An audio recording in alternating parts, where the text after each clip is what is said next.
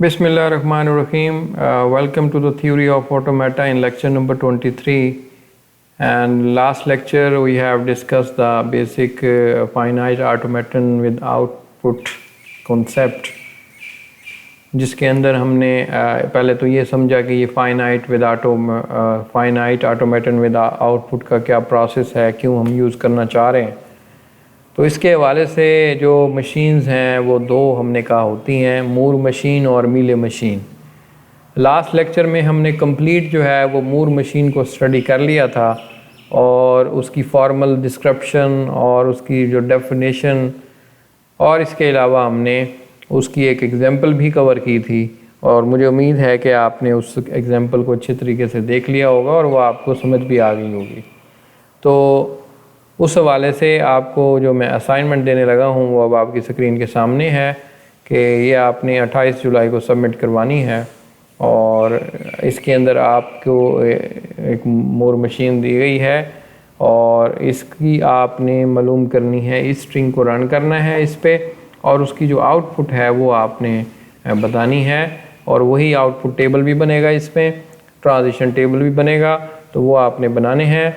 जब वो बना लेंगे तो इजीली ये रन कर लेंगे। तो ये असाइनमेंट आपने नेक्स्ट वीक में सबमिट करवानी है। तो मैं उम्मीद करता हूँ ये इसको आप कंसीडर करेंगे और वक्त पे सबमिट करवाएंगे। आज हम बात करेंगे मीले मशीन क्या होती है। ए Mealy machine consist of followings. तो इसकी जो हम फॉर्मल डिस्क्रिप्शन देखने लगे हैं, बाकी ये है तो वही फाइनाइट ऑटोमेटन विद आउटपुट। तो यहाँ पे सबसे पहले जो हम मीले मशीन की वही फॉर्मल डिस्क्रिप्शन देखते हैं। सबसे पहले वही इसमें स्टेट्स होंगी Q0, Q1 एंड Q2 वैसे ही स्टेट्स होंगी, और Q0 इसमें इनिशियल स्टेट होगी हमारी। अल्फ़ाबेट वही sigma is equal to ABC from which input string are formed, ये हमारी इनपुट स्ट्रिंग होंगी।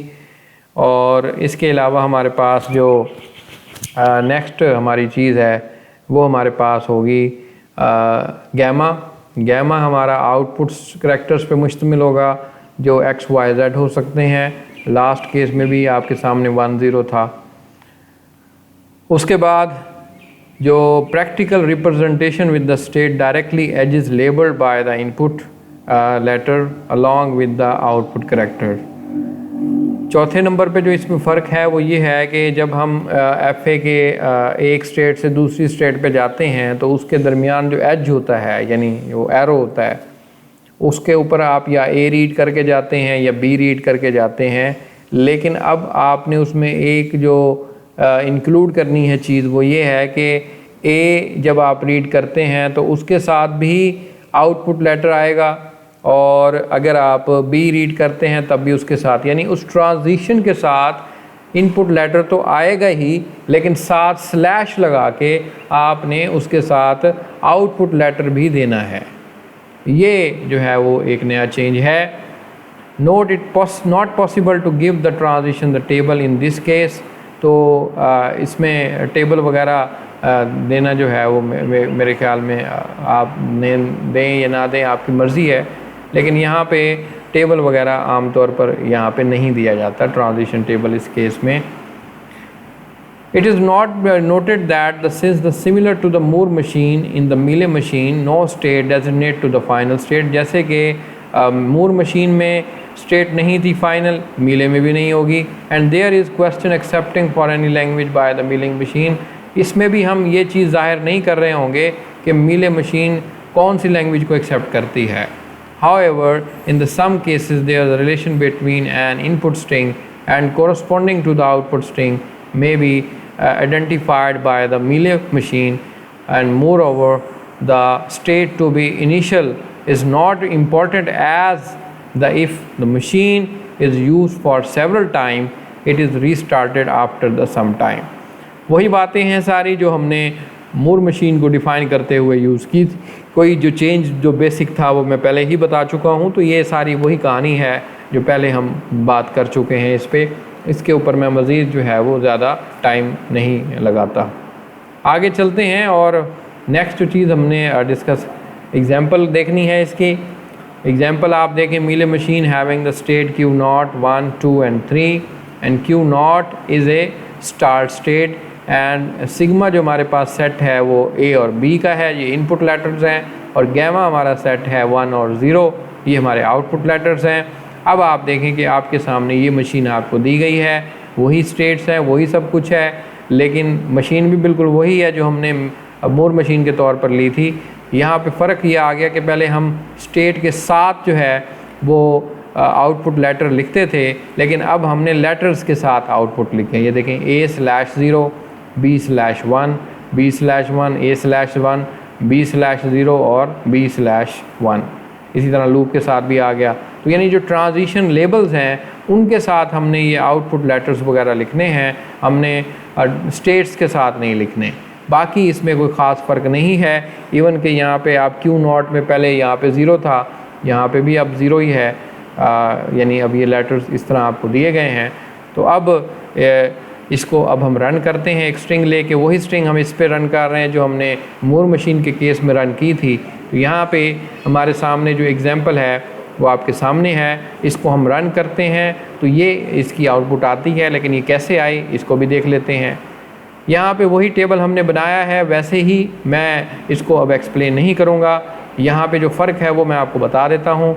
Q0 पे पहले हमने फॉरेन स्टेट क्यों लगा दी थी, क्योंकि उस वक्त Q0 के साथ थी, इसलिए हमने आउटपुट फ़ौरन लिख दी थी। अब क्योंकि Q स्टेट के साथ तो आउटपुट है नहीं, अब तो ट्रांजिशन के साथ है, तो ट्रांजिशन के केस में तो लगेगी, लेकिन अब Q0 की आउटपुट इस वक्त आपको यहाँ पे नज़र नहीं आ रही। तो ये मीले मशीन की फंक्शनैलिटी है। यहाँ पे अब मैं Q0 से A रीड करता हूँ तो मैं Q1 पे चला जाता हूँ। अब ये Q0 से जब आप A रीड करते हुए Q1 पे जाते हैं तो वो ट्रांजिशन A के साथ लेबल है, और उस A के साथ जो आउटपुट लेटर होगा वो यहाँ आ जाएगा। Q1 पे जब आप B रीड करते हैं तो आप Q2 पे आते हैं, उस केस में 1 आएगा। Q2 पे जब आप B रीड करते हैं तो आप Q3 पे आते हैं, उस केस में आएगा 1। और Q3 से जब आप A रीड करते हैं, ये लूप है, Q3 पे ही रहते हैं, तो फिर जो है उस केस में भी 1 आ रहा है। Q3 से जब आप B रीड करते हैं तो Q0 पे चले जाते हैं, Q0 पे 0 आता है, ये 1 आता है।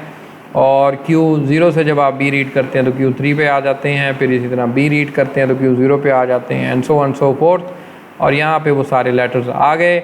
It may be noted that Mealy machine the length of the output string is equal to that of the input string. तो जितनी इसमें इनपुट हमारी लेटर्स हैं उतने ही इसमें स्ट्रिंग्स आ जाती हैं आउटपुट की, तो ये इनकी तादाद जो है वो बराबर है। एक और एग्जांपल देखते हैं मीले मशीन के हवाले से। तो उसके अंदर 3 स्टेट्स हैं, Q0, Q1 एंड Q2।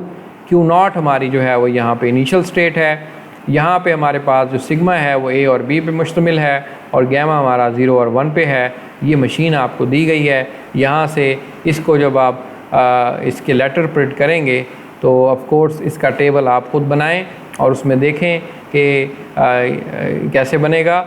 जो स्ट्रिंग आप इस पर रन करनी है वो ये BAB, AA, BA, BBA, ये इनपुट स्ट्रिंग है। दैट विल प्रिंट द ये। तो ये अब इसका जो टेबल आपने ख़ुद बनाना है, ये वेरीफाई करना है कि वाकई ही ये आउटपुट आती है या नहीं आती। इजीली है, बिल्कुल आसान है। ये अब आपके ज़िम्मे एक टास्क हो गया जो आपने घर पे इसको इम्प्लीमेंट करना है। आप वही टेबल बनाएं, वैसे ही आपको इनपुट स्ट्रिंग ये दी गई है, ये ऊपर लिखें, और फिर एरोज़ के ज़रिए हाईलाइट करके आपने ये आउटपुट लेटर्स लिखने हैं। ये मशीन भी अपने सामने रखनी है ताकि आप इन पे आउटपुट लेटर्स और ट्रांजिशन को कैलकुलेट कर सकें। तो आज का लेक्चर मैं यहीं पे ख़त्म करता हूँ। आज बेसिकली हमने मीले मशीन को डिस्कस करना था, तो मुझे उम्मीद है कि आपको मीले मशीन का कॉन्सेप्ट समझ आ गया होगा। और जो स्लाइस फ़र्क है उसके अंदर स्लाइड के हमने मूर मशीन के अंदर वो मैंने हाईलाइट यहाँ पे करने की कोशिश की है। तो इसको आपने अच्छे तरीके से कंसीडर और ये देखना है कि मैंने इसको किस तरीके से सॉल्व किया है।